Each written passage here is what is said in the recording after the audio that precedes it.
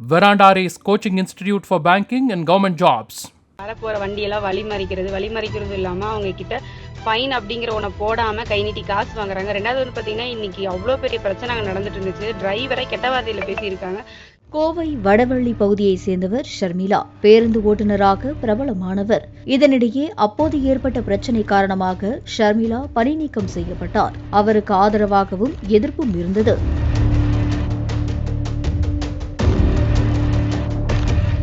இதையடுத்து மக்கள் நீதி மய்யம் கட்சி தலைவரும் நடிகருமான கமல்ஹாசன் ஷர்மிளாவை அழைத்து கார் பரிசாக வழங்கினார்.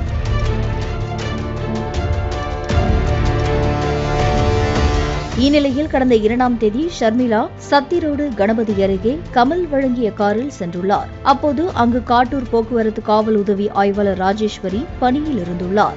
அந்த வழியாக வந்த ஷர்மிளா போக்குவரத்துக்கு இடையூறு ஏற்படுத்தியதாக கூறி ராஜேஸ்வரி தட்டி கேட்டுள்ளார். இதையடுத்து அதை வீடியோவாக எடுத்து இந்த வீடியோவில் உள்ள லேடி போலீஸ் வண்டிகளை வழிமறித்து அபராதம் விதிக்காமல் கை நீட்டி பணம் வாங்குகிறார் என்று இன்ஸ்டாகிராமில் ஷர்மிளா கூறியுள்ளார்.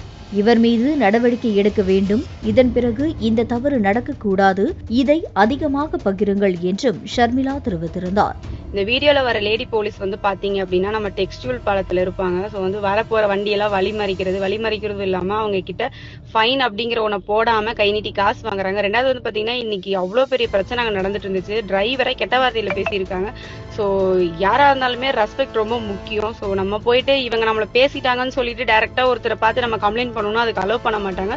ஸோ நம்மளை அங்கே அலோவ் பண்ணாத காரணத்தினால தான் இன்னைக்கு இந்த வீடியோ வந்து இன்ஸ்டாவில் போஸ்ட் பண்ணுறேன்.